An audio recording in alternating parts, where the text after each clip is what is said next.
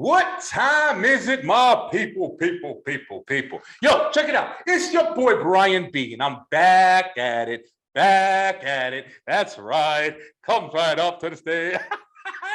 Yo, I'm excited, man. Yo, listen, I told you guys, we got continuous motion. We going forward here. This train ain't stopping. This keep going. And we got a guest on the screen on the screen. Back again. Told y'all we got a lot of guests coming up. I hope you guys like that last episode I did with Tip. She back. She actually just fixed the problem for me. Auntie Tip is staying true to her name, yo. And like we said in that episode, we had a lot of changes coming to the show, a lot of progress with the business and everything like that. And I'm hoping you guys really enjoyed that conversation. We talked about some very interesting topics. And we got another interesting topic to talk about today. As you see, I got a guest on the screen. He's got a lot to say. Very, very, very informative episode we got for you here on this episode of Talking with Strangers. That's right. Talking with Strangers coming at you. It's me. It's Brian B. Let's go. Straight to the point, baby. It's going down in 3, 2, 1.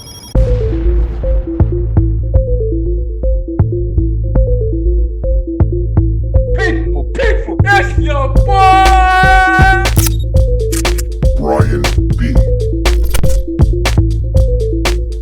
Let's go. Back on the B line. I'm looking forward to it. I'm so excited. Is the influence you have. Talking with Strangers. You gotta be a clean baby's ass. Hold on real quick. knows the hands of fate. People, it's your boy, Brian B. Welcome to the Beeline Web Show. Let's go. Yes, that's what it is. It's your boy, Brian B. Yo, thank you guys so much once again. It ain't going to be a show unless I thank the people, right? The people's champ. Remember The Rock? That was the best, y'all. The Rock was my boy, y'all. And the millions. And I can't wait till my shit hit the millions. I can't wait for millions in my pocket. I can't wait for any of that shit. Yo, once again, guys, thank you so much for joining us here on the Beeline. I'm so happy you guys were on this ride with me. It's been an amazing ride, and it's only the beginning. That's what's so crazy, man. I've been on for 2 years now. And, it's just the change and the development that you go through, like doing something like this, meeting people, you learn into things, you different experiences and everything. It's incredible, yo. But I do have a guest today, and we're going to get to know him and his, his business. He's got a podcast. You can see we can always tell who's got a podcast, bro, because you can see the setup. You got the microphone hanging, you got the headphones. We got the books in back. You set. You got some intelligent shit to talk about. So listen, yo, without further ado, Mr. Omari Ajanaku. Woo, I got that one right. I thought I was going to get it wrong. Mr. Omari, what's going on, bro? How you doing? Welcome to the Beeline. Thank you so much for coming on and sharing your knowledge and your experiences with us as well. Please introduce yourself. Tell us a little bit about yourself, and then we'll get into the conversation. Okay. Omari Ajanaku. Omari means the highest. Ajanaku means fearing what the people. So it's just leading by example, man. I love the big energy, man. Big personality. Man. I hear it a lot. People enjoy themselves. Yes, sir. Yeah, Thank people you for enjoy that. themselves. Tove you for that, bro. Yeah, I definitely love to, I love to be captivating, man. You want to get people's attention, especially when there's a good message. It seems like you're going to be talking some shit. So definitely want to get everybody excited to hear it. And so Omari means the most high. That's definitely an elevated name. Is that your original name, or is that like a stage name, or that's actually what you were born with? That's the name. Got it. Perfect. Yeah, it's awesome, man. Parents are not making no mistakes, man. It's always good when you hear somebody have a nice, strong foundation, man. It's always like, I think one of the biggest beginning positive ways you can start life. You know what I'm saying? I ain't trying to be no hater or nothing like that. But I am saying, I'm not trying to be crazy, man. Some people be having names like you say to yourself, like, what was your parents doing? Or was it a prank? or a joke? And some people have some crazy shit for their name. But yeah, man. So tell us a little bit about yourself, man. Ooh, where do I start? We can start with the intention, with the purpose. The purpose is leading by example, into addressing some of the needs, within the community that go unaddressed. Like, for instance, our mental health, and that goes with the peace first the nonprofit association. You can find all the information, all the intent, all the merchandise, all the spirit at www.omariaa.com. When you get there, you'll understand. That's omariaa.com, and really just vocational skills. How do we dress for an interview? How do we speak? What's the appropriate time to send up a follow phone call or email about the position that you worked for? Career development. What's our intention? What's our purpose? Is it entrepreneurship? Is it going to get our certification in trade? Is it college? Do we get that PhD or that JD or the higher level of education? So it's really just being intentional with it, man. What's our purpose? What's the where do we see ourselves in the end? And then we just work our way backwards until we're exactly where we are now. So just addressing some of the needs in the community. We'll start with that one, and we'll see what comes up in conversation. All right, Mari. So you definitely just laid a lot on me immediately. I kind of wasn't expecting that. I kind of thought we were gonna. I was actually asking you, like, about you, man. You kind of just like delivered a message. Your eyes closed and everything. I was like, oh shit. I had to look around. Like, is he here? But no, man. Yeah. Okay. So that was a lot. That was definitely a lot. This is why, listen, Beeline. Listen, this is why I love talking with strangers, yo. Listen, me and Omari talked. I think I sent him a message. He saw the shit that I posted all over Facebook everywhere. Y'all see my shit everywhere. And I sent him a message. I said, yo, listen, you want to come on my show, deliver whatever you want to talk about? Let's do it.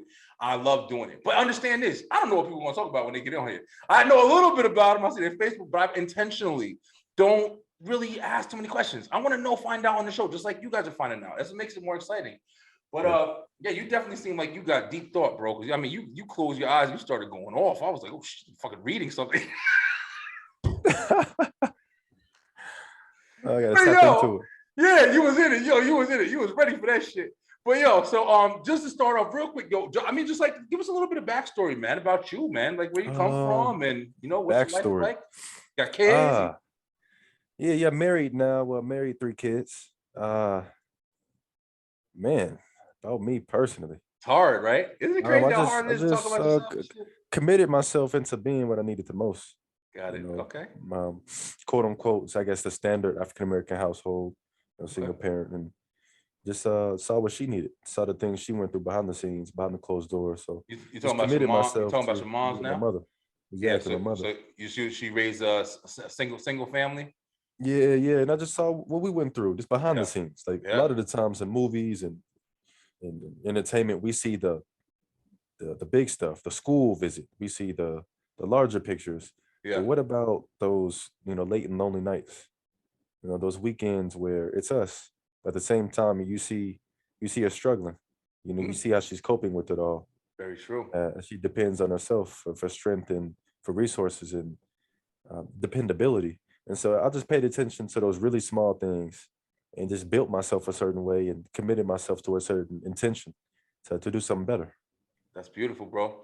And I definitely can relate. Fortunate enough for me, I grew up, with both parents in the household. Definitely grew up struggling, in different ways. I always tell everybody that comes on the show and that knows me, like, I come from 2 different areas, man. It's really weird. But I grew up in kind of like the white kind of suburban, whatever you want to call it, like, literally, however you want to call it. That's like you said, the picture how it would be painted for me to explain it for you is the white kind of suburban, not crazy fancy rich, but just, apartment complex. It was majority, suburban area. And then kind of like, still with the mixed, ghetto hood, roughneck shit from family, and then living in, just hood, drugs, all that shit or whatever. So I have like a really diverse background or whatever. So it's like I've seen a lot. Luckily for me, I have had both parents and everything like that or whatever. So I don't understand that struggle of witnessing, a single mom, raising her son, especially her son, without like involvement of another, male strong presence. I've dated a lot of, different women and stuff like that who's been in similar situations, who've had kids, and, seeing, the kids look up to any kind of strong male figure, that is presented to him. You know what I mean? I remember this one girl I dated, like her son was in love with LeBron James, yo. Like, everything this guy did, he was young. He was like 6, 7 years old. But to this kid, like, you know, that was what a strong man, a strong like person looked like. You know, it did something he was interested in, basketball, and he glorified him. You know what I'm saying? So I definitely understand, man. Your character is built in the home, you know, at the early stages. So it's like, you know, for you to first thing you said when I said, tell me about yourself and your background, you dove right into your mom. So obviously with a strong presence in your mind still. So very interesting, very interesting. So all right, cool. But you got, you know, like you said. So what's some more information, man? So I know you said you're from Oklahoma City. And how is that area? Is it I don't know too much about Oklahoma at all.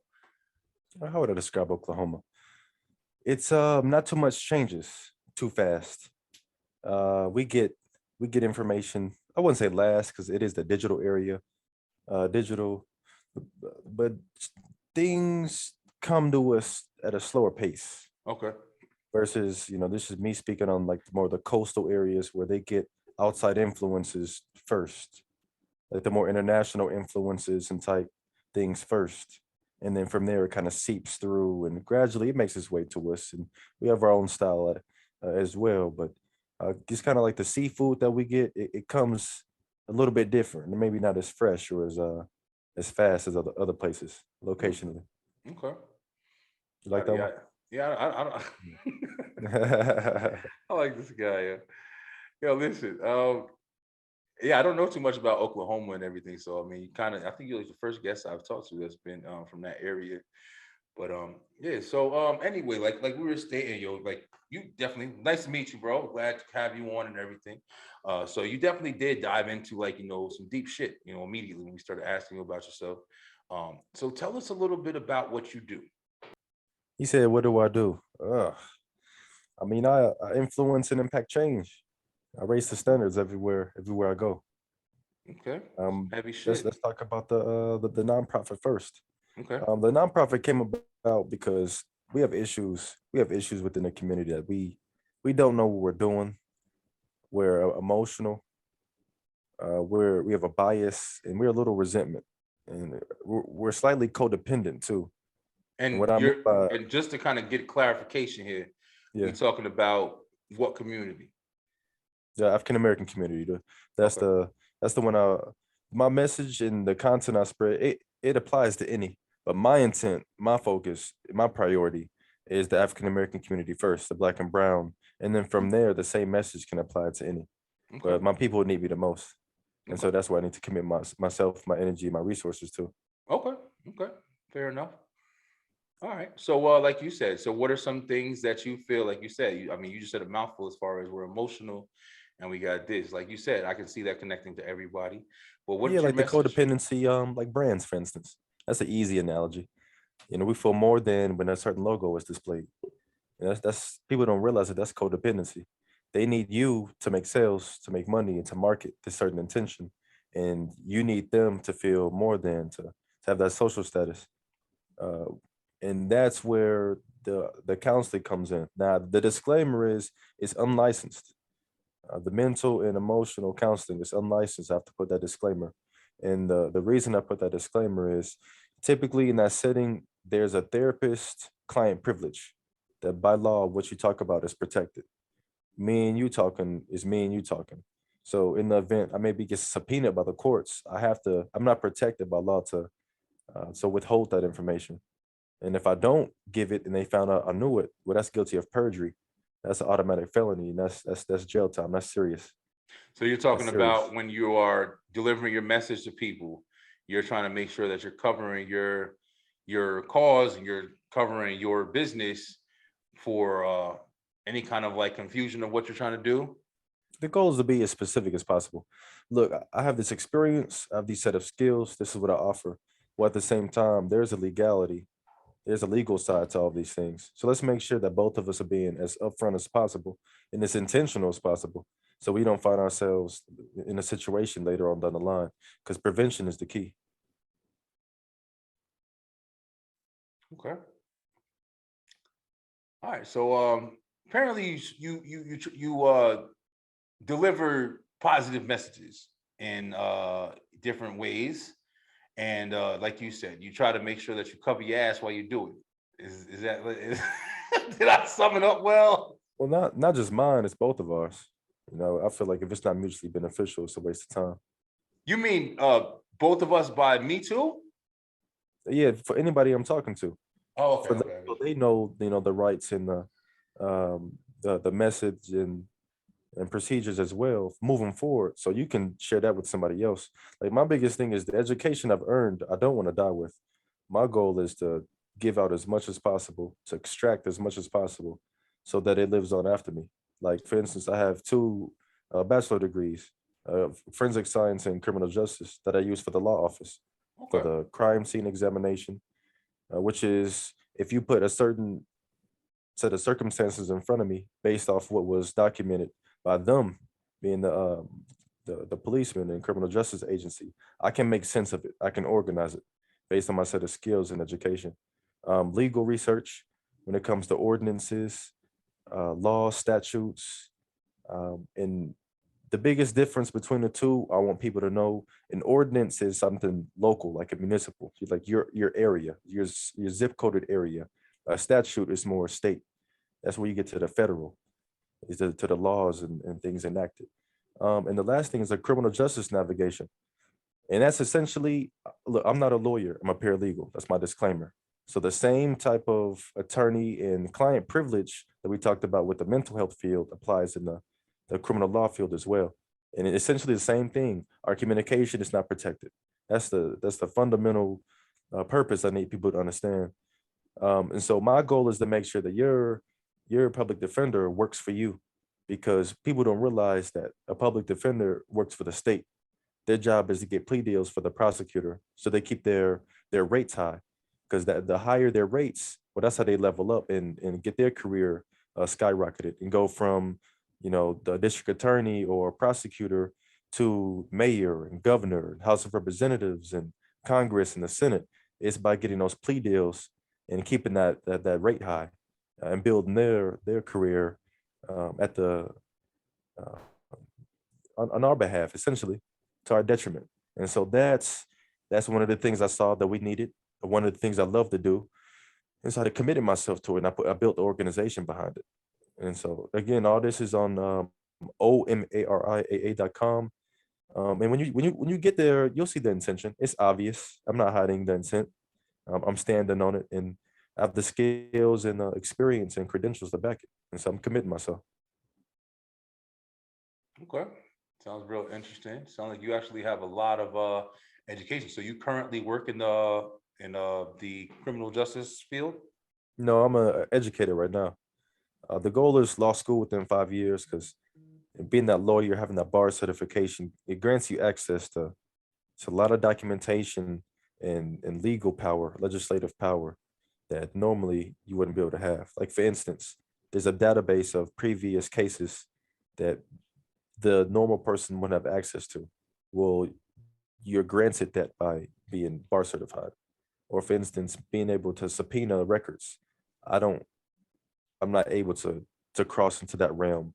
And so it's just knowing your shortcomings, knowing what you're committed to, and what do you have to offer, the communities of the lowest socioeconomic status, where the property values are the lowest. This is one thing I've been asking myself and those around me. Other than money, what do you have to offer them? Something practical, a practical gain, something specific, a specific gain. How are they benefiting from being in your presence? And how are you benefiting from being in theirs? It's mutual. If it's not mutual, then you're either extremely committed, or you don't have enough specificity and intentionality when it comes to your purpose and what you want to do. Okay. You're definitely speaking a lot. I find myself in one of these conversations where I'm like, I feel like you're speaking past me at this point. Like I'm like, okay, like it's like you're speaking out loud your thoughts as you're saying it, and it's like I'm trying to catch on and grasp one of each word and shit, but it's like it's going out there, and it's like you have a clear understanding, you know, and I actually find myself in this kind of situation as well. Because sometimes I'll be speaking or I'll say something and I'll completely understand what I'm saying, yo. But to articulate it, put it out there, you know, deliver it to somebody else's, you know, ears so they can get it the same way that you're getting it. It's difficult. It's not easy. So it may come out wrong and it makes you sound like, oh, yeah, I don't know what the fuck I'm saying. Like it does, you can easily interpret. I don't know what I'm talking about, but I completely understand what I'm talking about. I just can't deliver it. I can't deliver the message as easy. So yeah, I mean, you're definitely dropping a lot of knowledge. It sounds like. I want to go back to you said you're an educator because Yeah. from what you were saying before, it sounded like you were fucking criminal justice field. Like, yeah, I mean, that's what I picked up from the first statement. So by educator, you're a teacher. You're a teacher in school. I am right now 8th grade. Um, it has its ups and downs, pros and cons. The Yeah. biggest thing I'm finding is to be that person. What do you think they need? What do you think they not emotions? Take the emotion out of it because that stuff is fickle and it comes and goes like a leaf in the wind. And to me that lacks stability and consistency. If you just move on a whim with emotion, that's unpredictable in a counterproductive way. And really, it's a liability. You know, you can't be in a position, in my opinion, to be in a position of power and you act on emotion on a whim. You're a liability, and it's a moment. It's eventually you're gonna cause those around you to suffer. All right, so I gotta cut in. You want a deep ass discussion.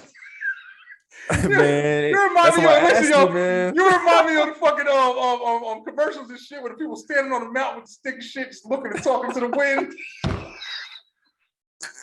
Hey, Yo, listen, all right, yo, hold the fucking get to points here, yo. Let's just be on straight to the point. Yo, all right, so you said you were 8th grade teacher. So yeah, that's fucking interesting. Like, you know, let's not breeze past it and go on to some soliloquy shit or whatever. I'm just talking shit, yo. But listen, so you're 8th grade teacher. So yeah. you know, was that always a career goal? Was that something that kind of just happened, or was that just like where you are right now, but you're not really trying to be there? That's No, I couldn't tell from the message afterwards. no, that's always been on the agenda. Criminal lawyer, teacher, father, husband, business owner. That's always been on there. Millionaire at the least. Oh yeah. But then to get the money, set some back, and then give it all away, or invest it rather. Giving it away and investing in two different contexts. Oh shit. So no, it's always been. You see what I'm saying? Yeah. It's always been on the. It's always been on the bucket list, and I'm just slowly crossing them off. There you go. Hey, respect that for sure. So as a teacher, like, you know, I mean, that's definitely a we've had a couple teachers on the show actually at this point, homeschool teachers. What's it called? We're actually dealing with that here at the house. Like, you know, our kids go to school and they're still in classrooms and stuff like that or whatever. You know, we experienced the whole COVID stuff or whatever. And then, you know, the teachers were, you know, home and then the kids were home and they were teaching virtually and all that shit or whatever. Yeah. Listen, I discovered something about myself. I don't want my kids in school. I don't. Mm. You know what I'm saying? I don't. I live in a household where I do want self-sufficiency. I do want us to be able to do as much shit as on our own as possible. I don't want to deal with the world raising or developing my kids, yo. As sucky as that sounds, because I come from a life of experience and mistakes and learning, and it made me the person that I am, and I respect the person that I am. But in the world that's out there now, do I care more about protection and proper nurturing than I do about experience and kids making friends with certain things? I'd rather protect my kids, yo. So we've been battling with, you know, whether we're going to actually let my youngest daughter, go to school. We're trying to see if we can homeschool, and we actually have the opportunity because we work from home and we do things like that. Also trying to do our own business. So by the time, hopefully, you know, we're successful enough to make it happen. But being a teacher and seeing the kids and stuff like that, how long have you been a teacher? But 7, 8 years now. Oh, damn. Okay, so you Yeah. definitely got some development in it. Yeah. So what would about you 7, 8. say? What would you say, like, you know, because it's definitely a different world. 7 to 8 years. It sounds like it's like, oh yeah, it's like less than 10. You know, it's definitely a long time. But the changes from 7 to 8 years, what would you say has been some of like the up moving development with the kids that are you're passing. I mean, you're passing by like kind of a crucial age, like 13. That's like 8th grade. That's going into high school. Yeah. Just got done being a young kid. You're still seeing the 6th graders and the 7th graders. Those are just coming from elementary school. Middle school is fucking crazy because that's where like the development is happening, and then high school is like the development has happened, and then you're in the real world.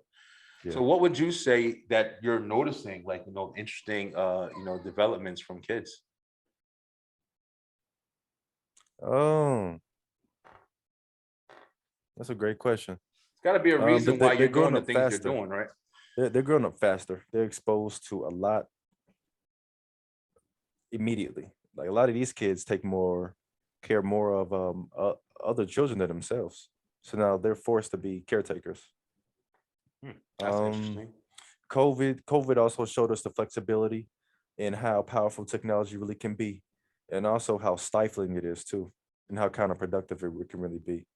Um, I think mental and emotional health got exposed because now you're forced to be with you. You're not really allowed to go a lot of places, and it's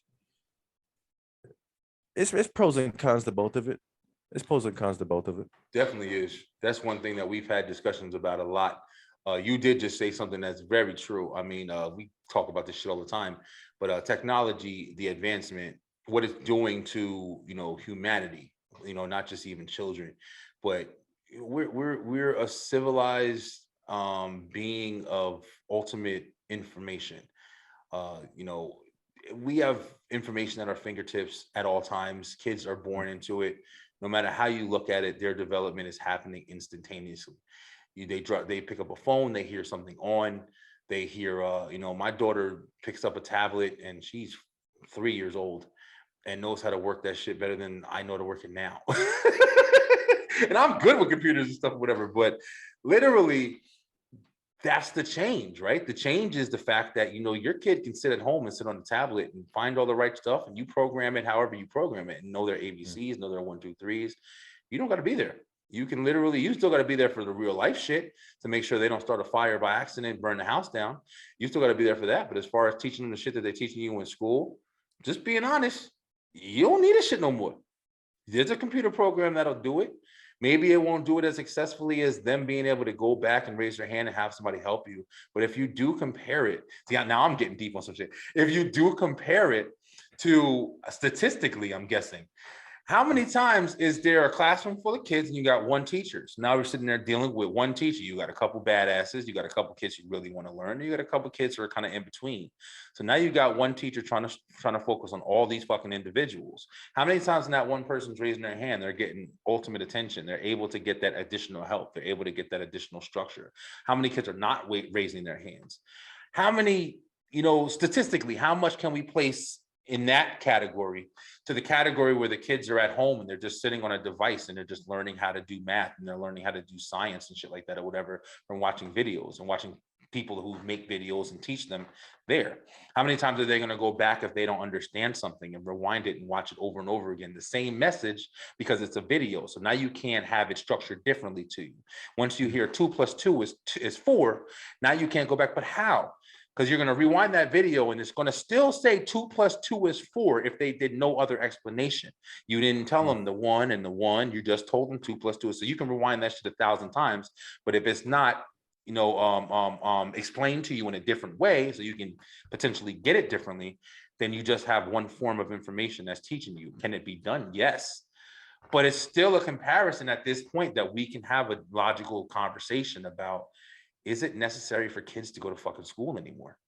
Is school daycare? I'm telling you, bro, this is the shit that I've been thinking about. I think COVID showed a lot of people that school is more daycare than it is actual learning foundation. You learning the same shit you can learn at home, yo. If parents was home, and this is strictly speaking on like everything's going well kind of basis. There's schools also an escape for when shit ain't good at home, and I live with somebody who's experienced that shit. So it is a lot of hats, you know what I'm saying, that is wearing. But the general structure of being the place where you learn, I don't know if that's fucking, that integrity is strong with that anymore. I mean, it's a place of danger more than anything that you're hearing, recently. And like you said, you're delivering a whole different message. You're trying to talk to a specific group, but we found out that information is restructured, it's repackaged, it's left out. So how much are you learning in that area? You know what I'm saying? Like, it's difficult to kind of have an understanding that you're supposed to have when you're somebody who pays attention to what's actually happening. So instead of being told this is what's happening, I'm seeing what's happening, and I can't listen to you telling me what's happening. Am I speaking shit, or am I just talking Keep over going, man. here? This is why we're here. Keep going. You know what I'm saying? But like, so it's like, that's why when you said you were a teacher, like all that thought just started coming to my head. And then you, like at the beginning, you was like, expressing how, you speak for your people, and how, you went off on a tangent and stuff or whatever. So it's like, just with the understanding, then to hear that you're a school teacher, it was interesting to me, because I was like, so you're dealing with 8th graders and stuff like that. And like you said, they're growing up fast and stuff like that or whatever. How do you feel like you've been doing it for 8 years? But you're saying, like, also you're trying to be like, you're definitely trying to accomplish a lot. You got a bucket list or whatever. Do you see yourself staying a teacher? Do you see being in that field? Are you trying to leave it, or is it something that you just want to continue? Are you helping the kids, like changing, like, lives, or like the Oh, movies and shit? yeah. When you go in my class, it is something like out of a movie. Now the goal is to substitute teach. Okay. Essentially, something similar to what I'm doing, a more flexible schedule, while at the same time I wouldn't be able to really enact that consistency because they need it day in, day out, week after week. So it'd be a little bit of both. One be that consistent every day, while at the same time my schedule be more flexible and I can go to more places and Yeah. spread that to more places. Got it. Okay, that makes a lot of sense. Yeah. Yeah, it's one thing. It's one thing also we learn about as we get older, man. I don't know how much older you are than me. I know I look young and shit, but I'm fucking pushing 40, man. I hate thinking about it and shit, but I'm not there yet, but I'm pushing 40. It's crazy to say out loud. But one thing you start to learn as you get older, man, is the one thing that don't nobody got fucking control over is time, yo. Time don't wait for nobody, man. And I listen, you're talking to somebody who just worked for fucking 9 hours and then got done and did 2 shows back to back, still had to get ready for them, cook food for the kids, and deal with my son. He going through some shit right now, whatever, still be a parent. But listen, time don't wait for nobody, man. And that's what I've been trying to structure my life around, that mentality.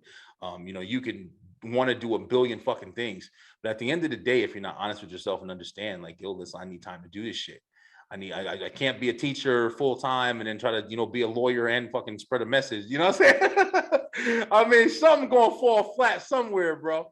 And that's like, where you start to see what change do I have to start making in my life to make my dreams happen. And that's the shit that I'm living right now. But also, you also got to be that person who's going to understand, like, I gotta make shit happen, yo. I'm teaching. Yeah. I teach that shit to my kids consistently, yo. My kids is 11 and 3, and I teach all 3 of their ass. You want something? My word of the house, my phrase of the house is bust your ass. Like, no matter what happens, you gotta bust your ass, man. Because time don't wait for nobody. Fucking ain't nobody gonna do nothing for you. You gotta get that shit done. So I definitely understand, you're saying you're trying to get shit done, you got a bucket list, you're trying to make it happen. But let's talk about something else, Omari. I mean, definitely, you definitely in deep thought, man. I can tell you definitely have a lot in your mind, and very interesting to hear that you're a teacher. I wouldn't have guessed that. I'll be honest with you. I'm nothing against it. You definitely seem like you deliver message and everything, but I thought it was a different field that you were in. You were speaking really, really, like, openly, like, I don't know, like, poetically in a way. And where like I said, I had to kind of catch on to it. I'm like, oh shit, what's that? I heard that. But anyway, yo, listen. So you say you had a podcast too. So you actually are delivering. Yeah, the messaging podcast. That's for sure. I mean, that really just encompasses it all. What are the issues we face in our community? So naming a few, like gender roles, having something stable for the youth to know, because you're gonna get a lot of information from everywhere about right, wrong, this, that, reality, that what's stable and what is consistent across mammals when we talk about molecular build and makeup Oh and human shit. anatomy. You See, about to start so something let's up, go yeah. there. Uh-oh, you So about to there's start something up. Oh, you we trying ain't to gonna go start to, some you know, this shit. this the man, what are mammals, XY chromosomes, and mammals, and then I just leave it alone in science. What we need from a president as the community, like the hate crime bill, Listen, bro. putting vocational skills back in the high schools. So instead of like calculus 2, they can have wood shop or introduction to electronics or like electricity 101 or brick masonry, to get that back into the high schools, not vocational to where it's like monopolized, where we only take a certain group. It's everybody has access to the same thing on a base level. That's a good point right there. Yeah, it's just time to be the solution. We know the problem. We've harped on the problem for years. It's now just time to be more solution focused and to really figure out what we're standing on. What are we willing to lose? Because a partner of mine, I'm not gonna go too deep into it. A partner of mine said the difference between us and our ancestors is they were willing to lose something. They were losing their lives and getting bomb threats, and their careers were jeopardized and assassination campaigns. We scared to lose followers and get canceled and lose a little bit of money. And that's the difference. Listen, all right, I'm gonna dig into that a little bit just because it triggered me. I'm triggered.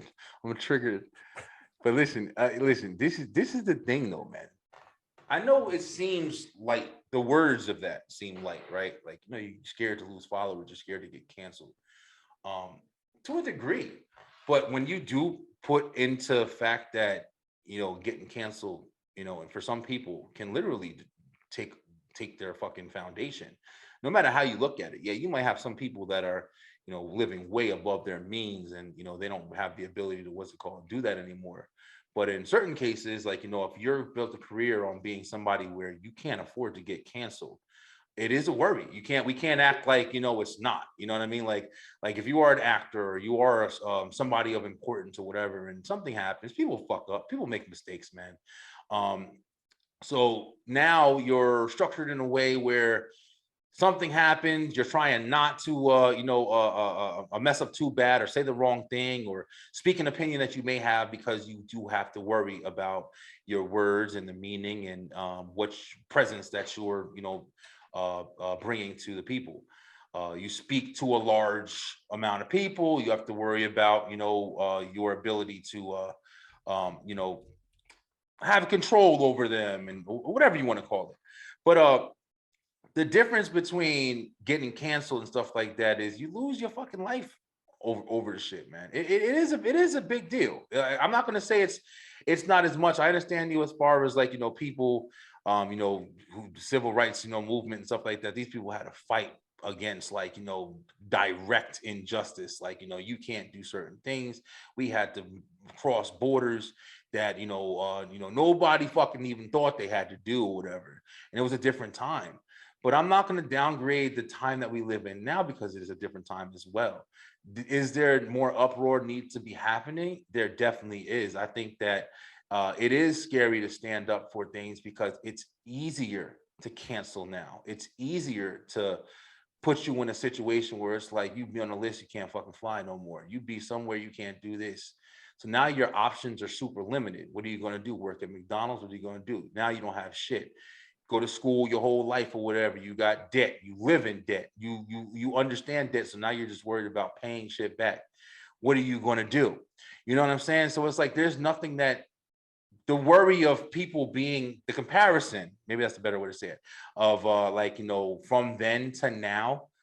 It seems like it's not as bad, but they weren't dealing with the same shit that we had to deal with. They're not dealing with the constant information that's being given that can be changed, that can be manipulated, that can be turned in any type of way or whatever, that we don't know what the fuck is real.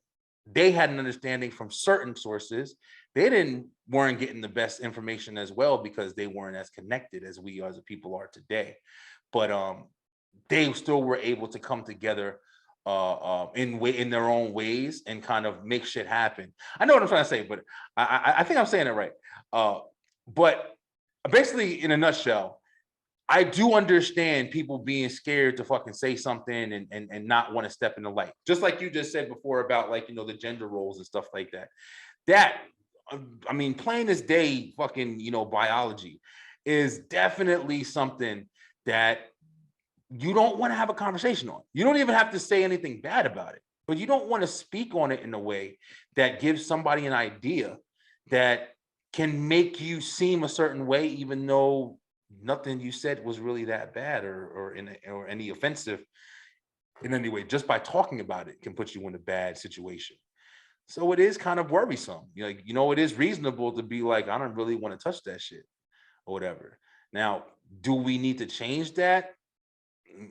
Yeah, but what do we need to change? Do we need to change that we shouldn't be scared to talk about it? We should just do it?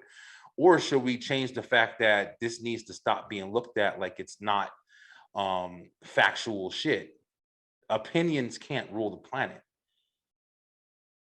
So I get it, but I like I said, it's just it's interesting. It's interesting thought process, man. Yeah, I could never compare the two. A bomb threat getting called 30 times a night with somebody online leaving a comment. It's just different. It's different for me. I could never. Okay, so you're saying a bomb. Okay, hold on. Let me understand. Let me understand. So a bomb threat. When you say a bomb threat, what do you mean? What do you understand that I'm saying when I say that? What's your interpretation? You said a bomb threat. So what Yeah. I'm guessing from the context of the conversation is you're saying from back in the day where you got, just for being black, segregation. You had certain places where you can be, where you can't be, whether you be the church. Oh no, see, that's the base level. I'm going deeper. Okay. I'm talking about the people that spoke on change and spoke on upliftment and doing something better and different for the community. The threats they would get, the harassment they would get, compared to the things we get now, I would never involve them. I would never compare the two out of respect for what they went through. Okay, so now I understand you a little bit better. So you're saying that the people who spoke up to speak against, of whether it be oppression or to speak against any kind of change for what's going on that was looked at as inequality. That's what you're speaking on now. Let's say the Martin Luther Kings, let's say the Malcolm X's, let's say, like you said, anybody in power to speak on the Black community specifically. Is that what we're speaking about? Mm-hmm. Okay, so let's just say in the same kind of role, like you said, people back in the day, you receiving bomb threats, you're receiving this, you're receiving that, of course, because the hate was real fucking strong. It was out in the open even. It was even more than it is now. It's continuous or whatever. So you got that shit or whatever. As soon as something happens, it's even accepted more because so many people were so hateful to race and stuff like that. So now we live in a time where it's like literally, yeah, it's the same shit. But now, just like us talking about genders and stuff, everything is silenced. You ain't supposed to talk about that. You still fucking do. You still feel the same way.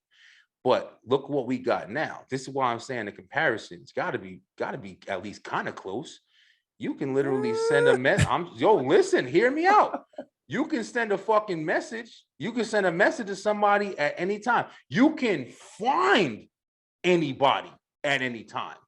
You can literally do any fucking thing to deliver, make happen, order on the deep web, whatever the fuck you want to do. There's so many different ways to express hate now. So I'm saying, how is it not comparable? Because back in the day, it was more out in the open and it was more accepted to the point where now people know you ain't supposed to talk about that shit. But it definitely still happens quietly. It still happens loudly too, but it's not as jumped on. I think let me say it this way: what they brought to the table, what they were willing to lose for what they wanted, is a lot different then than it is now. Okay. They were willing to lose everything: career, family, life. They were willing to lose that. Listen to the context. This is what I bring to the table. I've signed down for this. This is what I'm willing to lose. What are we willing to lose now? Okay. Yeah, I definitely understand what you mean. And about, I mean, I understood that part before, but I was just saying, like, as far as a comparison, like, what are you willing to lose? Like, especially coming from a time, like I said, like if they didn't do that, where would we be as a people now? It's true, man. If nobody fought, if nobody was the sacrificial lambs in those fucking situations, I mean, the world would be a lot different. Like, it definitely would be. We definitely have a lot of liberties and freedoms because people stood up for us in the past in those ways. There's no doubt Let's about it. keep that thought. So they did that for us. What are we doing? I think people are still trying to do the same shit, man. I understand what you mean. I do understand what you mean, but I'm not going to take away from a whole generation. You know what I'm saying? Like, I think people are trying to do it in their own ways. I'll be honest with you. Even the people who are doing the whole gender thing, I think we've reached a part where we're fighting so much for rights and for, like, equalism or whatever you want to call it, equality, that it's unreasonable at this point. You're literally willing to let everybody accept everything, every thought, every fucking feeling. And that's where you do kind of start drawing fucking anarchy. And it's a hard road to cross because you can't establish, like, yo, you can't blah, blah, blah, do this. It's the same reason you got rules and shit for certain things. You don't want to sit here and always have a rule or something that you have to follow. You don't want to have, you can't go more than 25 miles an hour here or whatever, even if you're somebody who can drive 45 miles an hour in that area. You don't want to have to fucking follow that law. But unfortunately, people don't follow the fucking rules, don't follow common sense even. And they fucking will drive in the 25 miles an hour zone at fucking 100 miles an hour. So you have to establish a foundation that can be easy to follow by the masses. And I think that's where we're kind of getting affected. Instead of having like an understandable, reasonable borderline, we have this foundation of just complete dominant acceptance. So now, instead of just accepting Black and white people as humanity, human race that must come together and work hard to provide futures and benefits for the world and humanity, now we have the understanding of, like, yeah, we do accept that, but yeah, we also accept this, and yeah, we also accept that if you think you're not a man, you're not a man, you're a woman. Why not? That's just a distraction. I'm not after that stuff. I'm after economic independence. I'm not really here for equality. I'm here for us having our own banks, hospitals, schools, Okay. like a police force, and then like a grocery stores type farm. I'm not after equality. I'm after economic independence. And from there, we'll do what we need to do internally. That's my focus on a personal strife. Let me ask you something. Though, because it's interesting. Because I've had conversations like this before, whatever. But honestly, with that, besides the fact of just, I guess, completely canceling, and I listen, I'm also not saying that's a bad thing. Like, No, it's not at all. Yeah, it's not. not at all. But isn't that putting it right back into segregation? Isn't that the same kind of deal? Like, why would we want to? And like I said, I got to make sure I state it loud. I'm not saying that it's not a great thing to do, but why? What I am saying is, why are we so focused on division, bro? Like, it isn't time of all things, like, showing us that we need each other, man. Like, coming together, even though we got difference, and even though we have fucking, problems and this and that, it's always going to happen. You know what I mean? Like, in the fucking wilderness, the lions got problems with the hyenas and shit or whatever. Like, you always going to have difference, bro. But we humans, bro, like, we do need to be able to stand together. That's my shit. I always wish, we can stand together on mutual grounds, though. We haven't stood on mutual grounds in a long time. I don't know if ever. That is a fucking problem. I mean, like Tulsa. It's the Tulsa, same. when we Look, had Tulsa, our own. Oklahoma. Yeah, you're from Oklahoma. Yeah. That's right. Yeah. So I know what you're talking about. Yeah, one of the worst fucking massacres of all time. Never fucking talked about. But I know what you're talking about. But Black Wall Street. And that's mutual. Yeah, mutual grounds. I definitely understand what you're talking about. And yeah, KKK and all that shit. And yeah, I definitely understand what you're talking about. But the thing is, man, unfortunately, I'm over here on some dreaming shit because I'm not, Well, no, I wasn't dreaming. Yo, listen, I am. I'm fucking saying it. Yo, listen, yours crazy. Your thought and your, like, a goal for what you want, like, economic, stability for our culture is definitely way more obtainable than mine. You know why? Because as humans, bro, we're just not established to fucking be like that with each other. Unfortunately, the game is rigged as well. The game is rigged no matter how the fuck you look at it to this day, even probably more coming out more than ever. And more people fucking seeing it, even with acceptance of shit or whatever, and the new generation that's coming up. The game is still rigged. But my side, having everybody being able to work together on equal fucking playing field, that shit ain't never gonna happen. Your shit could possibly happen. You feel me? Like I don't think everybody being able to stand strong. I think we wipe each other off the face of this fucking earth before. I'm gonna pull a teacher move. I'm gonna pull a teacher move. If I'm 7 foot, you're 5 foot, somebody else is 3 foot. Equality is all of us getting 3 feet. I'm touching a 10-foot rim. But what are you like at 5 or 6? The next person at like 4 or 5? That's not equality, isn't necessary, it isn't the most beneficial. What we need is equity. Look, to touch 10, the 7-foot dude only needs 3. That's equity. He got what he need. Now we need like 5 and 6. We need 6 and 7. So equality is everybody gets the same thing. We're all even. Yeah, that's not the most beneficial. It's equity. What's the most beneficial for you in your particular instance? Because it's like, for instance, places with the lowest socioeconomic status and property value, they don't need the same equity as somebody that's well sustained and got like a university in the local area, because that's funding, that's breeding finances. They need equity. They need something to get themselves to that stable place to be able to take that next step. And then we all need multiple streams of income. Yeah, that's true. Yeah, you make a lot of sense, bro. Come on, man. Yeah, it's definitely a better word. I'll tell you that. Definitely a better word. I definitely understand exactly what you're saying, man. I mean, it's hard to, like, when we have these conversations, so just an example, like, do you have a way where you can see something working? Like, what would you say as a teacher? And I just realized I'm fucking having a conversation with a teacher right now. I've been doing it for 8 years. You teach in class, like, that's your job, is teaching this shit. I'm just on here, the fucking podcast. Take the emotion out of it. Strip all the emotion out. I'm not saying ignore it. I'm not saying to stuff it down and never embrace it. Cut it, sever it, and put it to the side. And let's come back to that once we handle the things that need stability and consistency.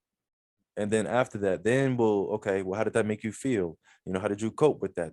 That's to the side. I'm not worried about how you feel. I'm worried about how you are. Are you safe? I don't worry about if you feel safe. I don't worry about if you feel hungry. Are you hungry? When's the last time you ate? Like me 8, 10 minutes ago. We ate 10 minutes ago. How are you hungry? I don't know. I feel hungry. That's the problem. Oh, listen, bro, I fucking deal with that. Come on, deal man. with that right here in this house every day. I just dealt with that a minute ago. But isn't that, once again, isn't that opinion? Isn't I feel hungry, isn't that an opinion? Whatever is a feel, it's like you think that's what you're going by. But like you just said, are you hungry though? In reality, you could be bored. You could be bored, but coping skills. Here's the fucked up thing though. How do you decipher the two? Whether or not the situation is, if your brain is telling you, or you think your brain is telling you that you are hungry, how do you decipher each one? So it's the same kind of thing where you're going back to, how do you decipher how to turn your feelings off to get something accomplished? How do you do it? Like, it would be fucking beautiful if everybody could do it, but I mean, realistically, practice mental and emotional health and being intentional with it. Like, these are my problems. Going in the mirror and saying, I am the problem and the solution to all of my issues. And being intentional with that, with your mental health, man. You can talk to somebody, you can write it down on a piece of paper, you can hire somebody, you can prioritize it, because it seeps into everything else you do. How you treat your kids, how you treat your schoolwork, how much rest you get, how much time you spend on your phone, the type of music you like listening to. That stuff really plays a part in the subconscious.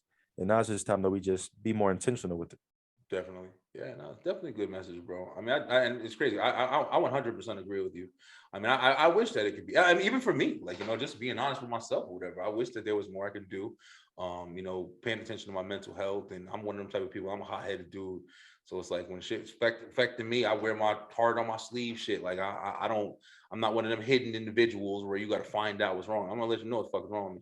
But the bad thing about it is like, it will come out in different ways. You know what I'm saying? Like, I experienced that, this year, like a really big portion of it. Getting older, man, you start to realize different. You growing up, man, you're dealing with different things or whatever. But yeah, definitely that, bro. I mean, it sounds really well. And it's even true. It's just how the fuck is people going to come to this understanding and get this accomplishment, man? Because people do need the The acknowledgement. kids, man. The kids. Our age and the ones slightly after us, they might get it, they might not. My grandkids. I think my kids and my grandkids, that'll be where they really start to see really the shift, of it in my head. Because we have the conversation, the dialogue. We're teaching the skills. They're a trial and error and hone the skills in and saying these are the systems and means that I've proven based on conversations like these, and then they'll impart it to them to where it's 1, 2, 3 next, 1, 2, 3 next. Because we've talked about coping skills where look, I am a hot-headed person. This is what triggers me. I've written this down. Now I'm working on taking my strengths and building my weaknesses on top of it to where now I'll fall back on strengths. It's just having that intentional conversation, then acknowledging and embracing the reality, dealing with trauma, having some uncomfortable conversations, and putting our feelings to the side until we resolve our issue, and then bring the feelings back at the end. Because emotions are a distraction, in my opinion. They're a great tool to be used, like a hammer or nail, but at the same time, extremely counterproductive and distracting. Yeah, but it's also the reason why we fucking human, bro. And at the end of the day, there's no problem. There's no way you can do that because at the end of the day, thing without feeling is robotic. So it's like it is a flaw in our design or whatever. It's also a strength, but it's one of the reasons why, like I said before, my look at how shit like this can happen is almost unrealistic. Because people are always going to have reasons for something, bro. People are always going to have a reason for division. People are always going to have a reason for separation, because you fear what's different. I guess that's like one of the biggest cliches that you can put in that fucking section right there. You fear what's different. What is fear, though? Let's take a deeper look for the listeners. What is fear actually? Okay, you want me to go? Yeah, what you got? What is Okay, fear? so what is fear? So fear is anything that you feel unsafe by. Fear is anything that when you're in that situation, if you don't feel like it's something that you can control or it's something that you can defend. This is just my off the top definition. I ain't fucking Talk to us. So it's something if you can't control and it's something that you can't defend. It's something that leaves you in an open state of vulnerability and potentially harmful.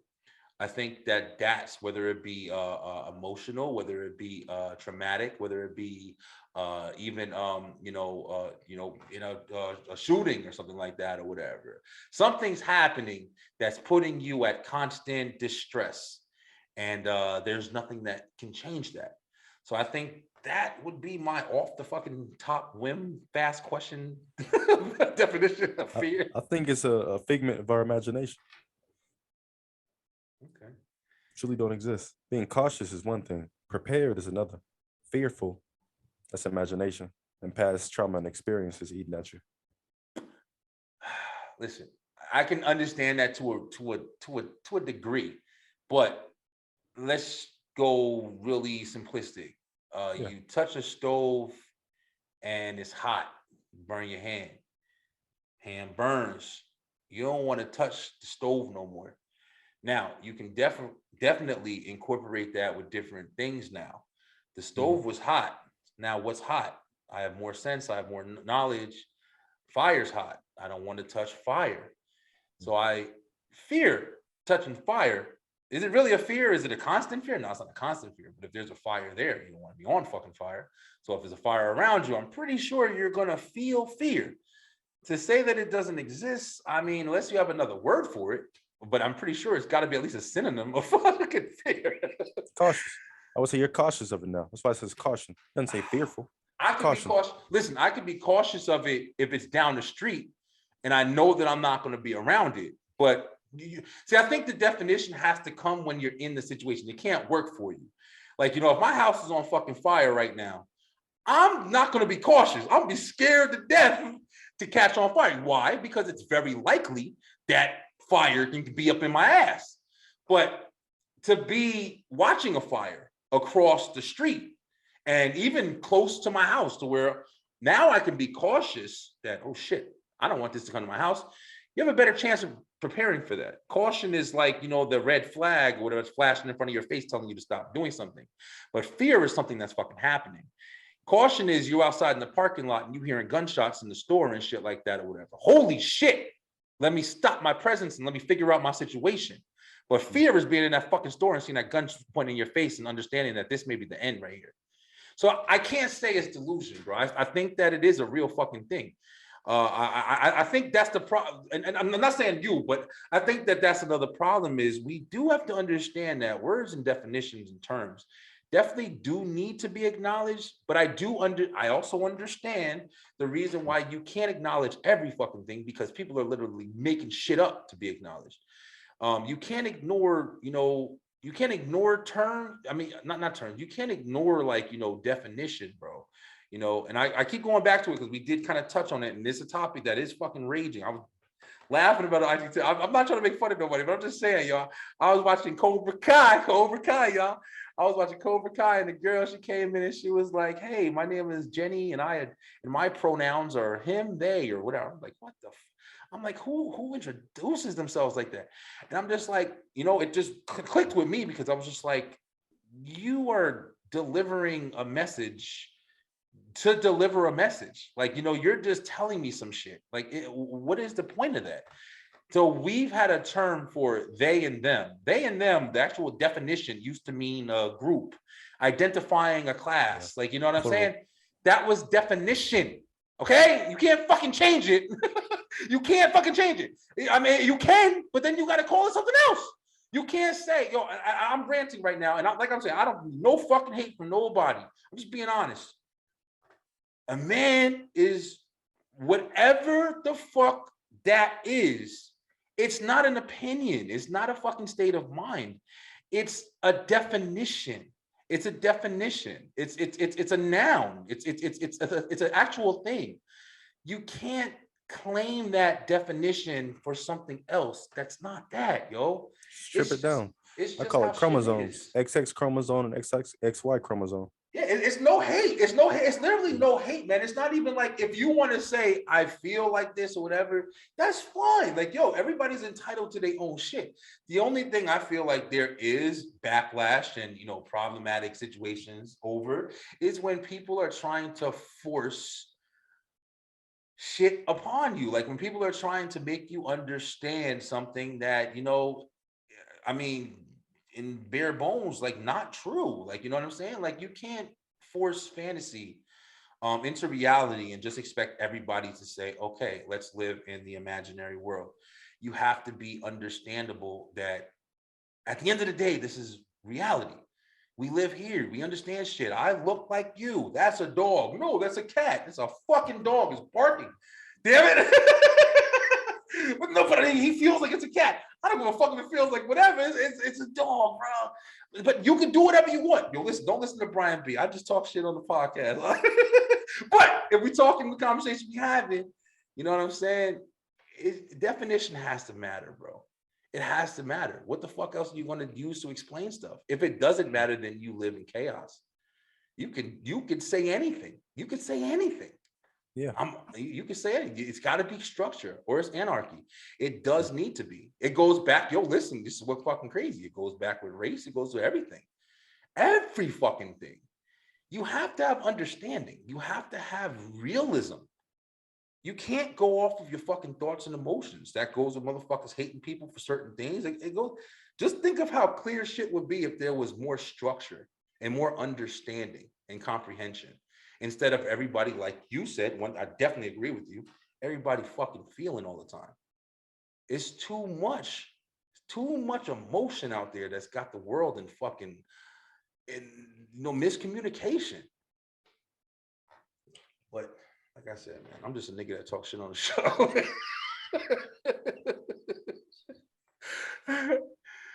But I feel you. Yo, Mr. Omari, man. Yo, definitely really interesting conversation, man. I think that you definitely on a good path, man. You seem like somebody who's very intelligent, and you definitely paying attention to a lot of stuff out there. One thing I did like, I liked you said about the on your your nonprofit organization, is that fair to call it? Which one? The one you were speaking about with the homicide hotline. Oh yeah, the Peace First Association. Peace First. And can you explain a little bit more about that? I find that really interesting. The homicide hotline is actually a partner of mine gave me the idea. He said, J. Cole had a song with the who do they call when they're in that type of situation? We have one for mental health, one for suicide, one for gender awareness. But what about for somebody that's in a violent situation that can talk them down? So really, it's a preventative tool to lower homicide and suicide rates, where it's just a person of reason.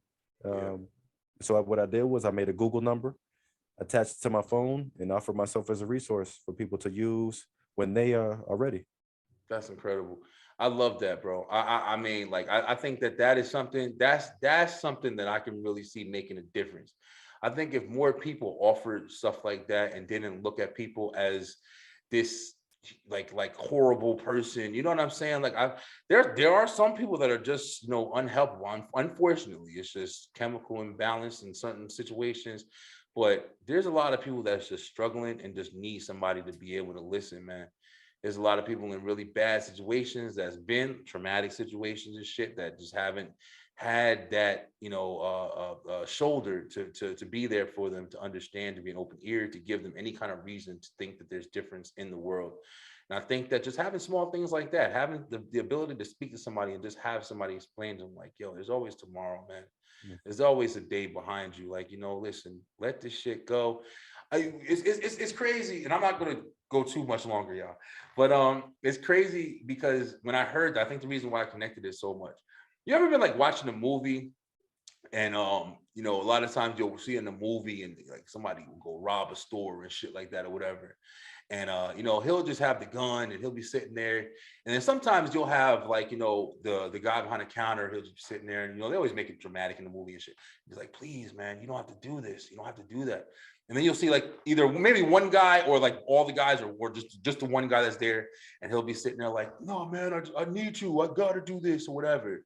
And in that moment, at least for me, when I'm watching the movie or whatever, in that moment, I'm thinking in my head, like, how many people are out there robbing the store because they're trying to feed their family, or they're robbing the store because they just haven't been getting, lucky with finding a job, or, whatever is the reason. And just that one person, man, that didn't see this person as just a criminal with a weapon, that saw this person as somebody who just needs help, yo. You know what I'm saying? Like, it's hard to decipher because you wear the same fucking mask. Like, either you're a stone cold criminal, or you just a person that just missed a few fucking hugs or something. That option just seems like it is available. So somebody who is in a situation where they're thinking about making a bad decision or thinking about making a bad choice, maybe they see your number, maybe they see it and say, hey man, I've really been going through something, and I feel like I'm gonna do the wrong thing, I need help. And they reach out and you change their fucking life, man. You know what I'm saying? Maybe they find structure in joining you. Damn, maybe I'm gonna do this. He saved me. Now you started a community of what you're doing. So I respect the shit out of that, bro. Hopefully y'all understood my long analogy there, but that's what I thought about when I heard it or whatever. So I really commend that. I think that's awesome. To the people, that's 405-254-6557, the homicide hotline. Yeah, we're definitely gonna put all your information in the description of the video and everything. And yeah, definitely, man. I mean, definitely one of the really good talking with stranger segments. Like I said, I love doing this, man. I kind of just try to be open. That's why I just want to have my own thoughts or whatever. But yeah, Mari, definitely thank you for coming on the show and talking with me today. I'm gonna post all your information. Hopefully you guys appreciate the conversation. Like I said, this is talking with strangers. Anybody can come on, we talk about, and I'm going to talk with you. I'm not going to just sit here and just ask you questions. I'm going to fucking make you think. So you better be ready to talk. But and you're a teacher, bro. Listen, I just literally get on here and I think a lot, man. Let me spit something to the people if that's okay. Go ahead, bro. Yeah, please. Let me spit something. Because we do the entertainment too. We have the Past First Entertainment. Listen. films, books, music. Hey, yo, Mars, let me tell Um, you real quick, bro. Like I yeah, said, talk to you me. see the show, right here, like Beeline Entertainment, bro. We do this Oh, on come on, Thursdays, man. man. Yeah, we do this on Thursday. You come on and you show off. We're gonna have it Thursday. So yeah, Oh. please, man, definitely All right. welcome to come back This on. is this one's called Why I Do It. Essentially, I went around questioning things from actors to rappers to members of the community and why they do what they do. Athletes too. You know, why do they do what they do? But before I would want to answer from them, I always have to start internal and ask myself. All right. And it's called Why I Do It. I do it for the kid who has little hope because their parents stay strung out on that dope smoke. I do it for the kids who can't wash their clothes, so they wash their drawers in the sink with the bar of soap.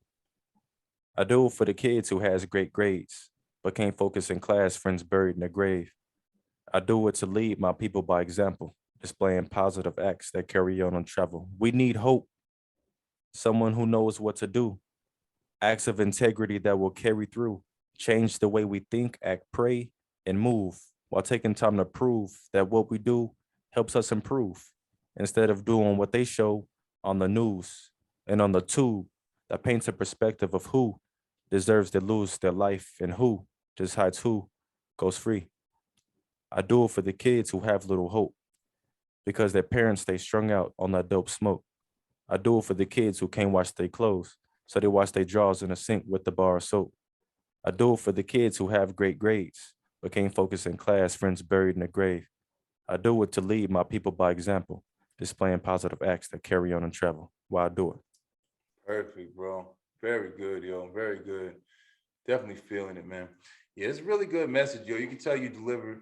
And you know, what's crazy is just to wrap this up a little bit, you came on, and one of the first things that you came on, we started this conversation, bro, is you was telling you, I said, yo, introduce yourself and talk about yourself and stuff like that. And you went right into the message. And then when you kind of broke it down, like, you broke down where you come from. And you first thing you were saying about how you saw your mom raising a single household.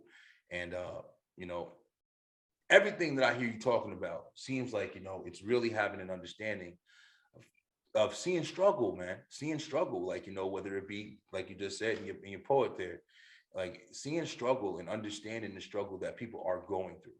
People are going through, and it definitely is in the Black community, but like you said, I think even more, it's single life. It's the street life. It's people being held down, people being held back for certain situations. It's a lot of different struggles that people are going through, bro. And I just kind of related that because that was the first thing you said, and everything that you kind of like mentioned, it all falls back into understanding that struggle. You watched your mom struggle to raise you. And I think that's like the key word, like everything that you talking about, man. You a teacher, you probably seeing kids struggling in class, and at the tender age of 8th grade, 13, like you just developed and shit. Hormones, emotions, everything wild. So it's like it's interesting. You know what I'm saying? Like I'm just kind of taking it in and I'm listening to it and I'm watching it or whatever. But it's like it's interesting, yo. It's a very good message, but you understand it. You understand the struggle. That's what I'm trying to say. And it's coming out. You're delivering a message on it. So yeah, much love, man. Definitely keep it going. Yo, like I said, I'd love to have you on the entertainment show. You come on, we talk about some entertainment stuff and tell us more about your entertainment business that you got and what you're doing with it. And anybody you got, any artists or anything you want to come on and show off, yo, we definitely down for it. Definitely down for it. But yo, Beeline, this your boy Brian. I took the glasses off. It's time to end the night over here. Yo, Beeline, thank you guys so much. Yo, we back every week. As you can see, we doing this right now. Thanks so much for Mr. Omari coming on. I'm definitely gonna put all this information down here. You check him out, you get his site. Definitely a great message, man. It's always good when somebody's doing something positive, yo. So much bullshit going on. And this Brian B, I don't be talking too much about everything because it's so much. I just want to have fun. I did a whole, Omari used to come on here, and when COVID was big, when COVID was big or whatever, and I used to go COVID mania, and it was fucking just, I used to be a big thing about COVID and shit. I'm not gonna do it no more. Nobody care about COVID anymore. You got all different types of shit now. But yo, you got anything to say in closing, man? I'm gonna lead the people with this quote. Every step I take towards success is another step I take toward my death. And so I step. I don't think a lot of people got that one. So I'm gonna say it a different way, a little slower. Okay. Every step I take toward my success is another step toward my death. And so I step. Word. Where's Bond? I just watched that Wu-Tang shit, yo. Mhm. Oh, shit. That's my niggas right there, yo. Hey, yo, Omari, bro, it's definitely been interesting having you on, bro. Definitely a great message and a different thought process. You know, we usually wild and crazy on here. I love when somebody can get intellectual, and definitely appreciate your words of wisdom, bro. Love to have you back on. B-Line, I love y'all so much, but it's bedtime, bro, because I got to wake up and do this shit all over again tomorrow. Stay true, stay positive, pay attention, damn it. And we back every week. You're going to see my face, beautiful face, back on the line. Yo, we out. See you later.